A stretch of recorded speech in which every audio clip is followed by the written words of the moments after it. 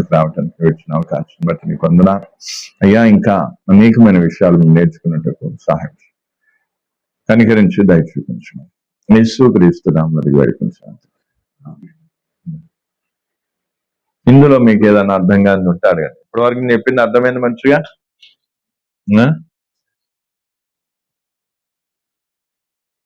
చెప్పండి, మీకు ఇంకేమైనా డౌట్ ఉంటే మళ్ళీ ఒకసారి రిపీట్ చేయమంటూ చేస్తా. కాకపోతే మీకేం డౌట్ ఉంది ఏమన్నా?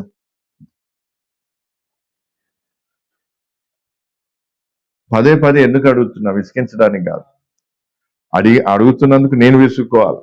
నేను విసుక్కోకుండా ఓపికతో పదే పదే అడుగుతున్నట్టు మీరు విసుక్కోవద్దు. ఏం కావాలి? ఇంకా ఆలోచన చేస్తూ ఏం కావాలి, ఏదైనా అర్థం కాని ఉంటే దాన్ని మీరు ఏం చేసుకోవాలి. రక్షణకు సంబంధించిన ఎన్ని విషయాలు, ఎన్ని భాగాలు ఉన్నాయి? 3 భాగాలు. బైబిల్ ప్రకారంగా మనం చూస్తే 3 భాగాల్లో మొదటిది ఏంటిది? రక్షింపబడటం. అది ఎక్కడ రాస్తుంది? ఎఫ్ఎస్సి 2:8 రాస్తుంది, రక్షింపబడటం. ఓకేనా? తర్వాత ఫిలిప్పీలకు రాసిన పత్రిక 2:12 ఏం రాస్తుంది? బీయింగ్ సేవ్డ్, అంటే రక్షణను ఏం చేస్తుంది? కొనసాగించుకోవడం. అందుకే మీరు కూడా బాప్టిజం తీసుకునే వారు కూడా ఏం కావాలి? బాప్టిజం అనేది ఎప్పుడు వస్తుంది? రక్షింపబడిన తర్వాత వచ్చేదాన్ని బాప్టిజం. ఇప్పుడు ఇక్కడ బాప్టిజం తీసుకున్న తర్వాత ఈ రక్షణను ఏం చేయాలి? కొనసాగించుకుంటే అప్పుడు 3వ స్టేజ్కి మనం ఏమైతాం? వెళ్తాం. ఇప్పుడు చాలా మందితో వచ్చే సమస్య ఏంటంటే, రక్షింపబడుతున్నారు, బాప్టిజం తీసుకుంటున్నారు, ఏం చేస్తలేరు? సొంత రక్షణను కొనసాగించుకోవట్లేదు. సొంత రక్షణ కొనసాగించుకోకపోతే 3వ స్టేజ్లోనికి వాళ్ళు యేసుప్రభు రాకలో ఎత్తపడరు. ఒకటి. రెండవది ఏంటంటే, వీళ్ళు రక్షింపబడకుండానే కొంతమంది ఏం చేస్తున్నారు? బాప్టిజం తీసుకున్నారు. ఇక బాప్టిజం అట్లా బాప్టిజం తీసుకున్న వాళ్ళకి ఏం లేదు. ఈ మూడిటితో ఎటువంటి సంబంధం వారికి రక్షింపబడలేదు. రక్షింపబడిన వారికి కొనసాగించుకోవడానికి ఏముంది? ఏమీ లేదు. మళ్ళీ సంపూర్ణంగా రక్షింపబడే అవకాశం కూడా లేదు.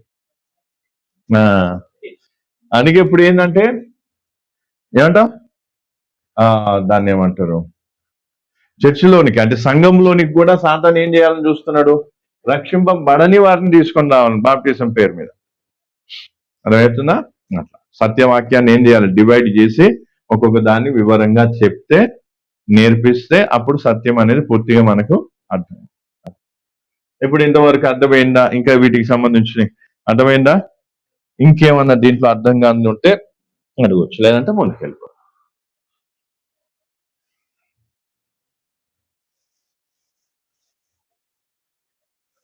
చాలా మంది బాప్టిసాలు సరిగ్గా అంటే రక్షింపబడకుండానే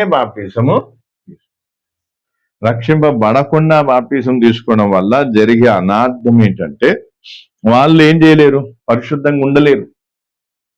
పరిశుద్ధంగా జీవితంలో ఎన్నడూ ఉండలేరు. అయితే ఇప్పుడు పరిశుద్ధంగా ఉండని కారణం బట్టి వాళ్ళు రహస్య పాపాలు చేస్తూ ఉంటారు.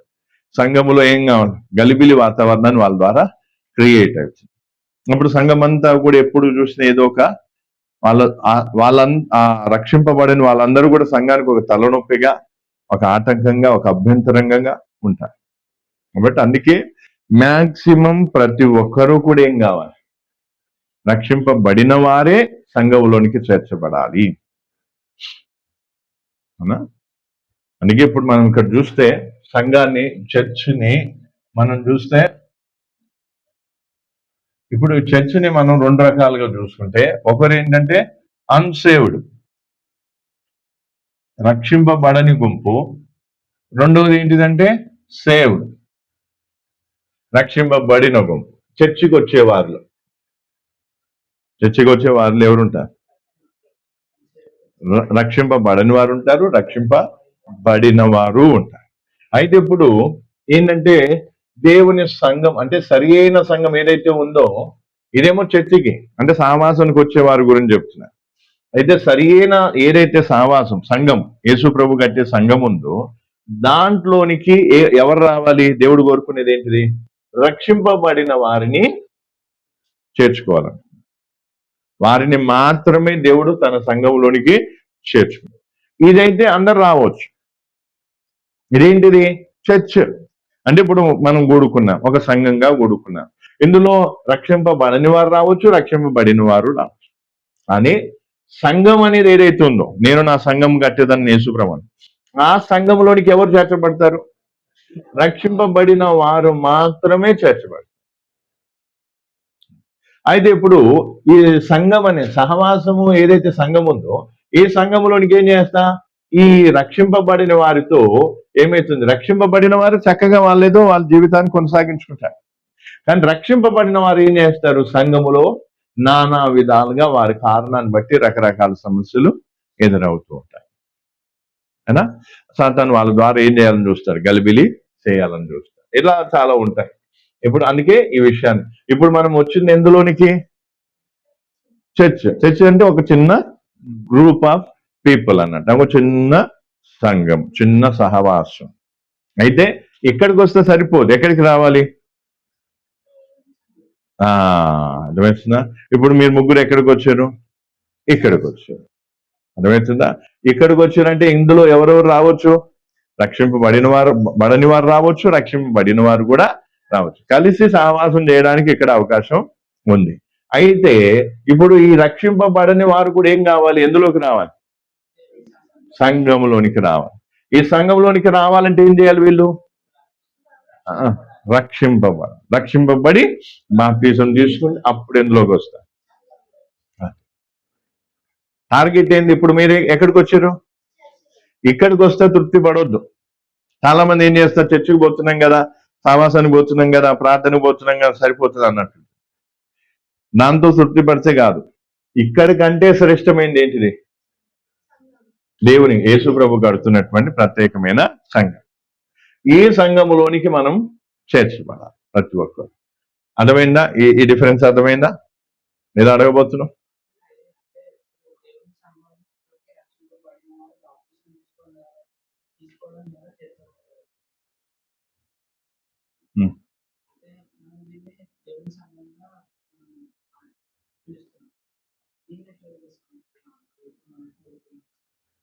ఇప్పుడు నేను అదే చెప్తున్నాను కదా, ఇప్పుడు దీన్ని చర్చగా చెప్పినప్పుడు ఇది ఒక సహవాసంగా చేయబడుతున్నటువంటి ఒక గుంపు, ఒక 10 మంది, ఒక 20 మంది ఒక సహవాసం చేసే గుంపు. ఇది రియల్ ఏం కాదు సంఘము, చర్చ్. రియల్ సంఘం అనేది ఎక్కడుంది? యేసు ప్రభు కట్టినటువంటి సంఘం. అందుకే అక్కడ మన అపోస్తుల కార్యములు చాలా స్పష్టంగా. అయితే ఇప్పుడు ఇదంతా కూడా ఏంటంటే అందరూ ఇక్కడ ఏం కావచ్చు? రావచ్చు. ఇప్పుడు ఇట్లా సహవాసం గ్రూప్ గా కూర్చుంటాం. ఇక్కడ అందరూ రక్షింపబడిన వారు ఉంటారు, రక్షింపబడిన వారు ఉంటారు, పరిశుద్ధం పొందిన వారు ఉంటారు, పరిశుద్ధం పొందని వారు ఉంటారు, పవిత్రంగా ఉండే వాళ్ళు ఉంటారు, అపవిత్రంగా. అంటే ఇక్కడ అన్ని గుంపులో అన్ని విధాల వారు ఇక్కడికి ఏం కావచ్చు? వచ్చిపోతూ ఉంటారు. అయితే ఇక్కడికి రావడం కాదు లక్ష్యం. ఎక్కడికి రావాలి? దేవుని సంఘంలోనికి, జీవం గల దేవుని సంఘంలోనికి రావటం లక్ష్యం పెట్టుకోవాలి. ఇప్పుడు మనం రక్షణ బాప్తిసం అనేది దేనికి? ఇక్కడికి రావటానికి రక్షణ బాప్తిసంతో సంబంధం పెట్టుకోవచ్చు, పెట్టుకోకపోవచ్చు. రక్షింపబడాలనుకుంటే రక్షింపబడవచ్చు, లేదు మామూలుగా బాప్తిసం లేకున్నా కూడా నేను మామూలుగా ఆదివారం ఆరాధన పోతా, ప్రార్థన పోతా, వస్తా, చేస్తా అంటే చేసుకోవచ్చు. కానీ ఇంట్లోకి రావాలంటే మాత్రం ఖచ్చితంగా రక్షింపబడి తీరాలి.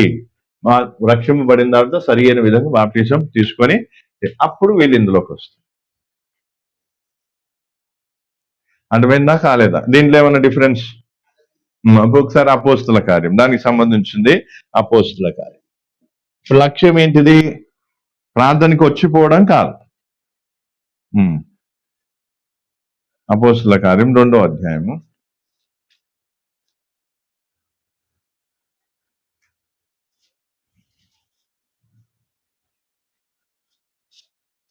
41. అపోస్తుల కార్యం 2వ అధ్యాయం 41. కాబట్టి అతని వాక్యము అంగీకరించిన వారు బాప్తిస్మం పొందిరి. ఆ దినమందు ఇంచుమించు 3000 మంది చేర్చబడిరి. 3000 మంది చేర్చబడి. ఎందులో చేర్చబడ్డారు? ఇది రియల్ సంఘం. అర్థమవుతుందా? ఇది ఏంటంట? ఇది అసలు సిసలైన చర్చ్ అనా, ఇది సంఘం, దేవుని సంఘం. అయితే ఇప్పుడు ఇక్కడ ఏంటంటే గ్రూప్ ఆఫ్ పీపుల్ ఏం చేస్తున్నారు? గ్యాదర్ అవుతున్నారు. అంటే అందరూ ఒక గుంపుగా, ఒక దాన్ని ఏమంటారు, గుంపుగా కూడుకుంటున్నారు. ఇట్లా కూడుకోవడానికి అందరూ వస్తారు ఇందులో. ఎవరు కూడా వస్తారు?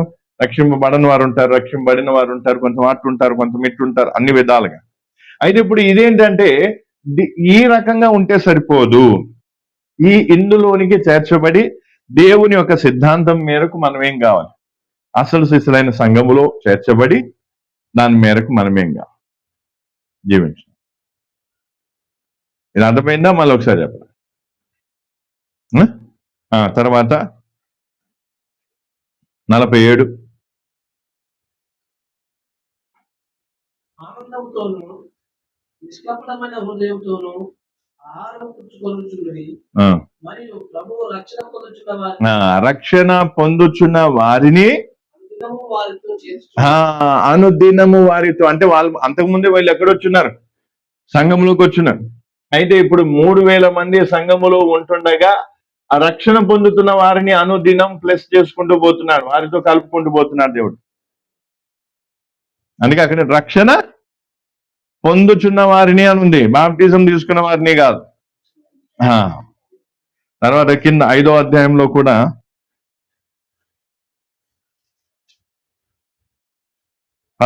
ఐదు 14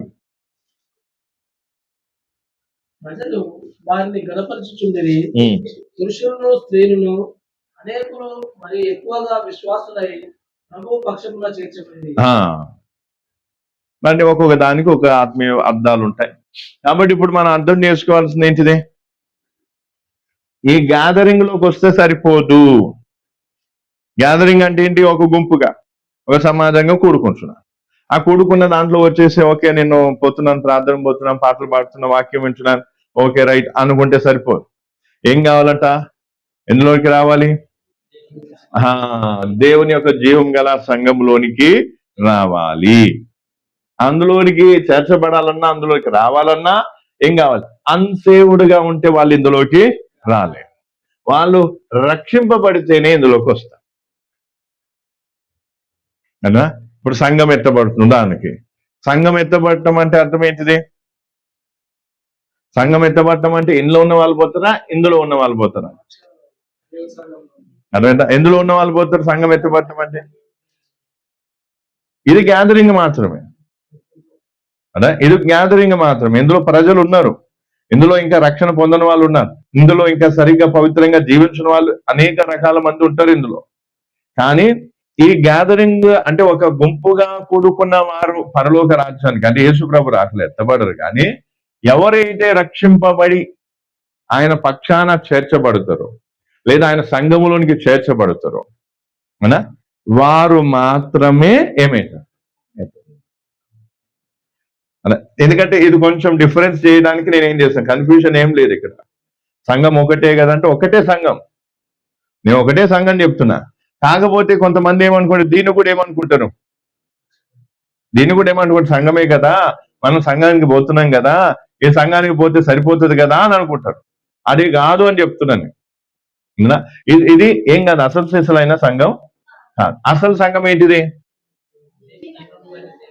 ఇదే సంఘం, ఇది కాదు. ఇదేంటిది? గ్యాదరింగ్ అంటే ఒక సమాజంగా కూడుకోవడం జరుగుతుంది. అయితే ఇప్పుడు ఈ సమాజంగా కూడుకున్న వాళ్ళందరూ కూడా ప్రిపేర్ అయిపోయి ఎందులోకి వెళ్ళిపోవాలి? ఇందులోకి వెళ్ళిపోవాలి. అందులోకి వెళ్ళిపోయి ఏం చేయాలి? ఇప్పుడు రక్షింపబడిన వారు ఇందులోకి పోతారు. పోయిన తర్వాత ఆ రక్షణను ఏం చేసుకోవాలి? కొనసాగించుకుంటుంటే ఇదే గుంపులో, చేర్చబడిన గుంపులో ఉంటారు. తర్వాత యేసు ప్రభు రాకలో ఈ గుంపు ఏమవుతుంది? సంపూర్ణంగా రక్షింపబడి ఎత్తబడుతుంది. పాయింట్ అర్థమవుతుందా? నిదానంగా చెప్తున్నా. ఇది అర్థమైంది మంచిగా. గ్యాదరింగ్ ఏం కావద్దు, సంఘంగా. అర్థమవుతుందా? ఎందుకంటే సంఘములో ఎవరికి దాన్ని ఏమంది అలౌ లేదు. రక్షింపబడని వారికి సంఘంలోకి ఏం లేదు అనుమతి. అర్థమవుతుందా? కాకపోతే ఇప్పుడు మీరు రక్షింపబడలేదు, అయినా కూడా వస్తున్నారు. అంటే ఎక్కడికి వస్తున్నారు? ఇళ్ళకి వస్తున్నారు. అంటే ఒక గ్యాదరింగ్, ఒక సమాజంగా కూడుకునే చిన్న గుంపులోనికి వస్తున్నారు, కానీ ఇంకా మీరు ఇళ్ళకి పోలేరు. ఇప్పుడు పాయింట్ అర్థమైంది. ఏం బాబు?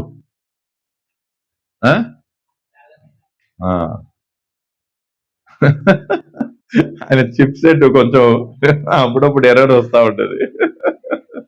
ఇప్పుడు అర్థమైనా కాలేదా? ఆ,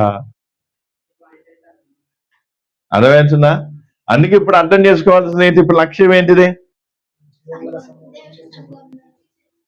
ఇళ్ళకి వస్తే కాదు, ఇళ్ళకి ఎప్పటికైనా రావచ్చు. నువ్వు బాప్టిజం తీసుకోకపోయినా ఇళ్ళకి రావచ్చు, పరిశుద్ధం పొందకపోయినా ఇళ్ళకి రావచ్చు, మళ్ళీ ఇంకేమంటారు, రక్షణ పడకపోయినా ఇళ్ళకి రావచ్చు, రహస్యంగా పాపాలు చేసుకుంటూ కూడా ఇళ్ళకు గ్యాదరింగ్ లోకి రావచ్చు, సమాజంలోనికి వచ్చి పోతుండొచ్చు. కానీ ఇది అసలు సిసలైన సంఘము కాదు, ఇది గ్యాదరింగ్ మాత్రమే. అయితే దేవుడు ఏం చేయాలనుకున్నాడు? ఇందులోకి వచ్చిన వారిని రక్షించి వాళ్ళు రక్షింపబడిన వారే ఎందులోకి చేర్చబడాలని అసలు సిసలైన సంఘములోనికి చేర్చాలి. ఇది అర్థమైన మళ్ళీ ఇంకోసారి రిపీట్ చేయాలా మంచిగా. ఇందులోకైతే జీవితాంతం మీరు రావచ్చు. ఎలా కొడతామమ్మా నువ్వు బాప్టిజం తీసుకోలేదు వెళ్ళిపో అంటారా? ఏమంటారు? సరే బాప్టిజం తీసుకుంటుందేమో రక్షణ పొందుతారేమో బాగుపడతారేమో అని ఓపికతో సహిస్తూ అవకాశాన్ని ఇస్తూ పోతాం. ఇది గ్యాదరింగ్, అర్థమైందా? గ్యాదరింగ్ తర్వాత అసలు సిసలైన సంఘం. ఇది అర్థమైన పాయింట్. ఇంకేమన్నా అర్థం కాదు దీనిలో? మళ్ళీ ఇంకో వేరే రకంగా వేసి చూపియాలా?